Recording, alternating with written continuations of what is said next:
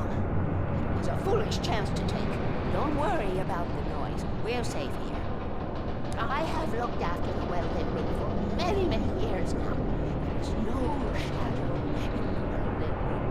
The power is fail-safe. However, loops are numbered and changed regularly based on their make and model.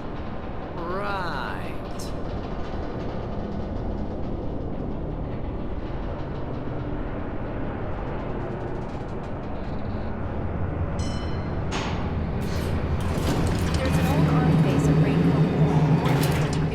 During the Second World War. They operated here back then. They must have built this. Yes, they did. It's my place now.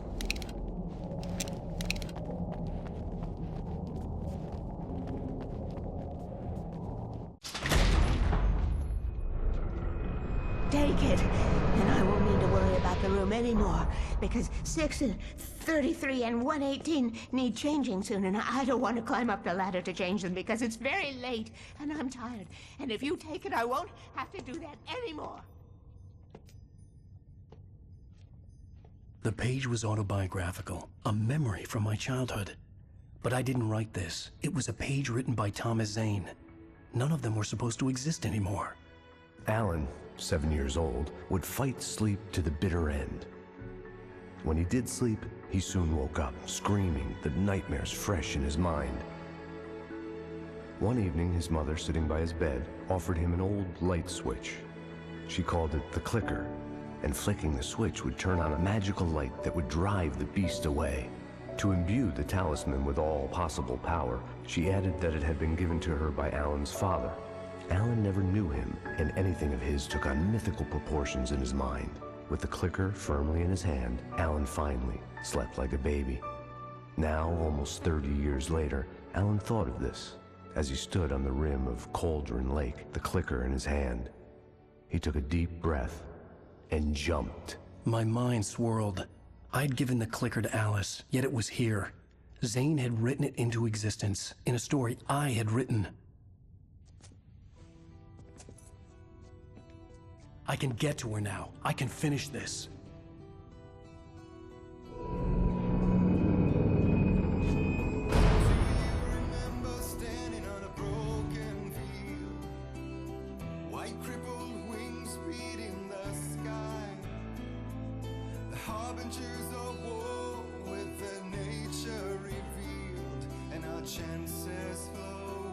Previously on Alan Wake, I wrote a horror story that has come true. Thomas Zane did the same in the 70s. You will go no further. If I continue like the Dark Presence wants me to, the story I'm writing won't save Alice. It's a horror story. No one will survive. You knew Zane! Thomas Zane! You're the Lady of the Light in the song! He left something behind to help me. The clicker. Alan thought of this as he stood on the rim of Cauldron Lake, the clicker in his hand. He took a deep breath and jumped. I can get to her now. I can finish this.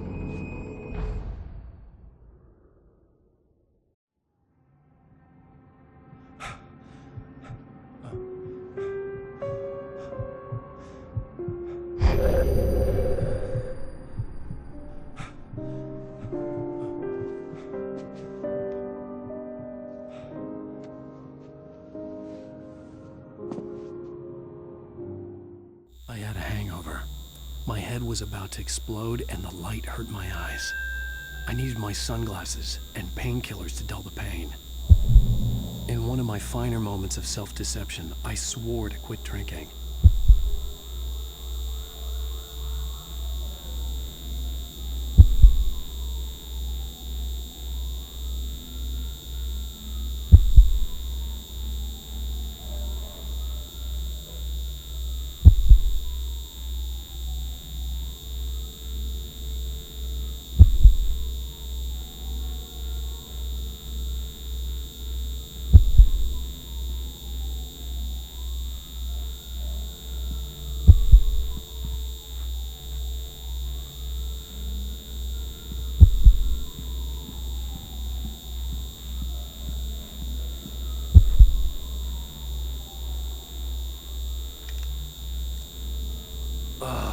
The sunglasses made the world look bearable.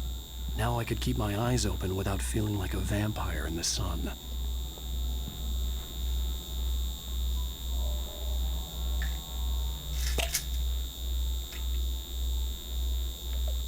pills worked fast. The prospect of being awake started to seem bearable again.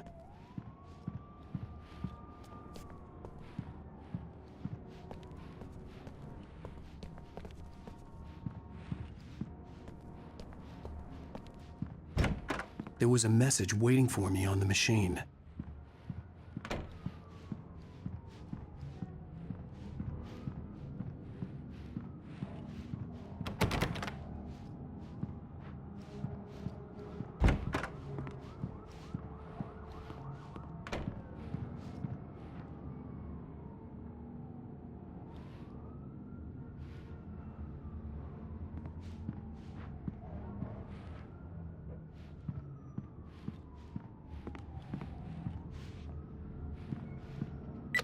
You have one new message. Al! Are you still asleep? Wakey, wakey! You should have your show on your TiVo. If Alice wasn't too mad to record it. As she called me earlier and really chewed me out. Yeah, we went a little overboard last night. But parties are a part of this business. Al, look, I'm saying this as your friend. She's not doing your career any favors by trying to run your life like that, okay? I'll talk to you later, Al. Watch the show!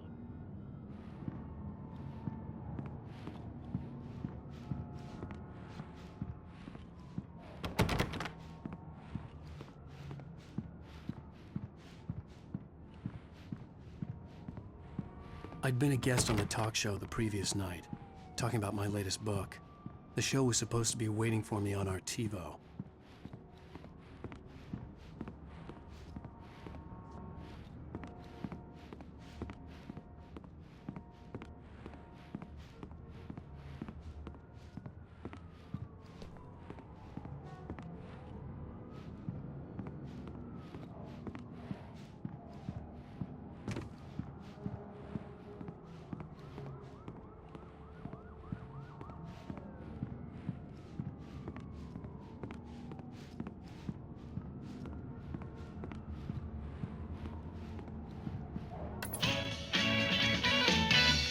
Ladies and gentlemen, welcome back to the Harry Gallic Show. Thank you, everybody. We have a great show tonight. I've been talking with the best-selling author Alan Wake about his new book, The Sudden Stop. Yeah, good read. Go buy it. No, it is a good read. Look, I'm gonna be honest here. Is that wise? No, but I'm gonna do it anyway. I got people who give me the lowdown on books. I'm a busy guy. But this one, I actually read from cover to cover. I mean, I'm a big fan. Wow, thanks. Now, this might be a spoiler for those who haven't read the book yet. Based on the sales figures, the 2 people out there who haven't read the book yet. But this last book is all about the death of the main character, the hard-boiled New York detective, Alex Casey. Now, there's been a lot of outrage about this. Why the hell did you kill Casey? What the hell were you thinking, man? Good riddance. No, seriously though. 7 years and 6 books is a long time. He was a gloomy guy to spend all your working hours with, and it was a good run. But it's time to explore new things. My next book will be a departure from the old for me. You selfish bastard, always thinking of yourself. Well, you've certainly given us a lot of entertainment over the years. And now that you mention it, Casey was a gloomy guy. Never had much luck with his love life with the ladies. Was that autobiographical in any way?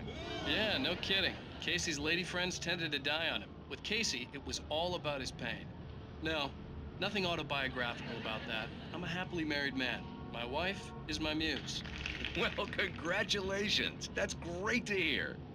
So, how's the publicity tour been treating you? Good, great. But I gotta say, I'm glad to be back home in New York. Well, you've certainly been on the news a lot lately. Lots of parties and, you got into a fight with some paparazzi. Oh, man. Well, that guy was really in my face. I lost my temper. I know that wasn't cool. You are famous for that temper. Well, I did also write several books. Well, your latest novel is called The Sudden Stop, and it's in bookstores now. Go get it. That means the 2 of you out there who haven't bought it yet. Ladies and gentlemen, that's all we have for you tonight.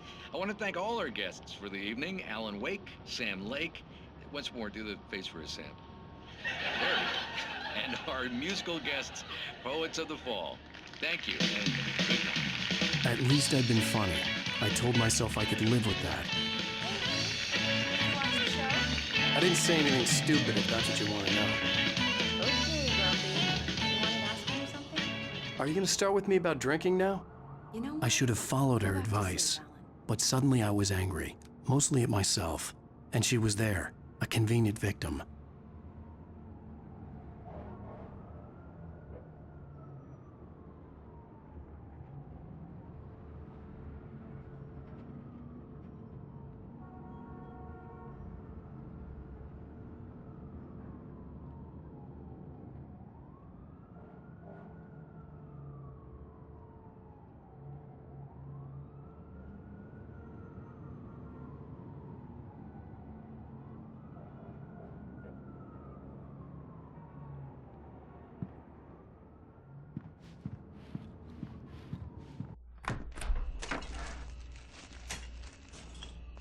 What? Now you can't even talk to me? Well, this morning I was angry because you said you'd be home at midnight and you showed up at 7 a.m. and passed out in mid-sentence.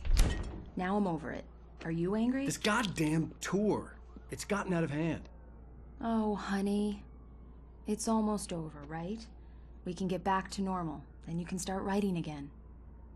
I'm sorry, honey. Alan, you're not thinking straight. Just take a shower and go back to bed, huh? Yeah, you're right, honey. I'm sorry. Once this is over, let's go away together. A vacation. Just you and me. Some peace and quiet.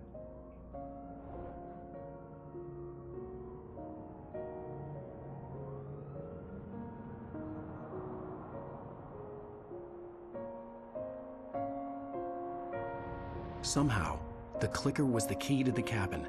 I had to return to Cauldron Lake to save Alice.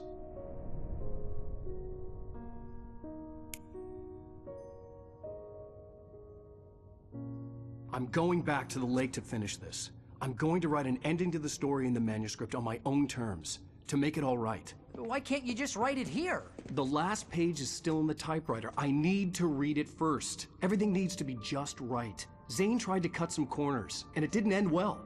Okay, ready when you are. I'm sorry, Sarah, but I need to do this alone. Barry, take her gun.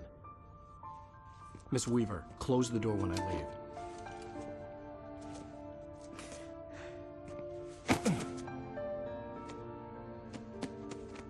Good luck, Al. See you later.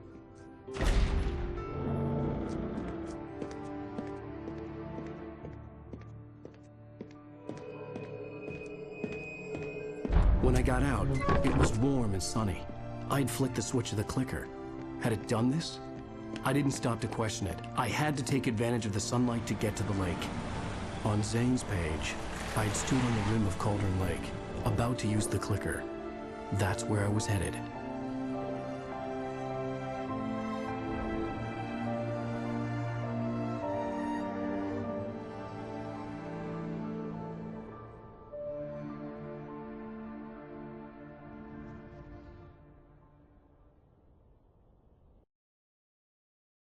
Alone, in daylight, surrounded by the beauty of the Pacific Northwest landscape.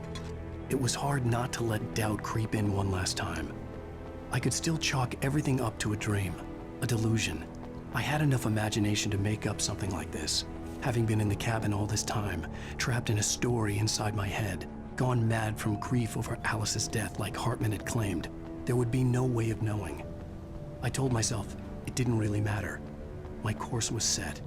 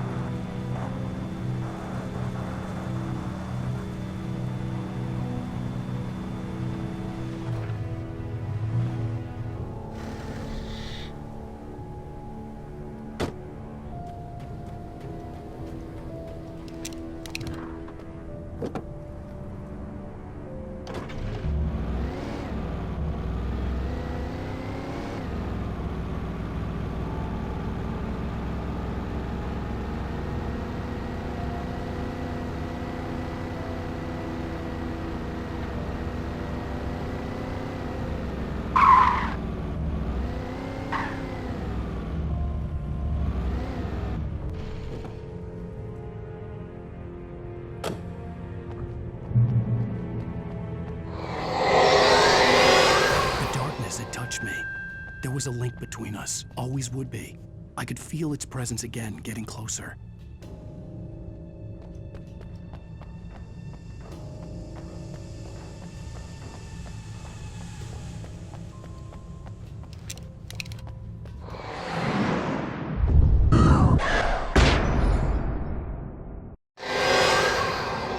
I will kill your wife.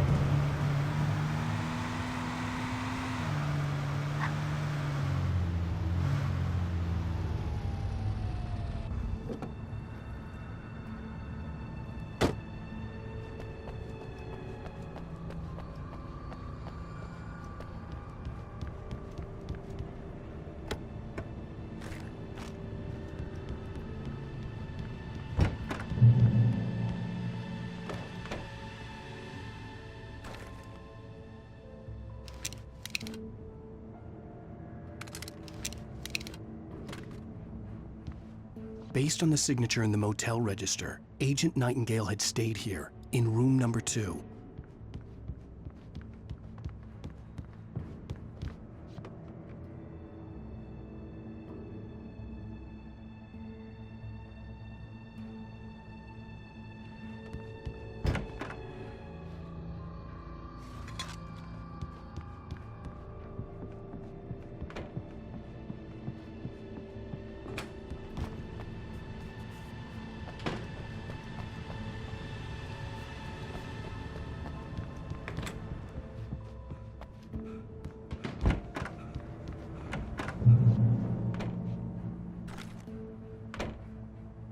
This had obviously been the room where Agent Nightingale had stayed when he hadn't been busy harassing me.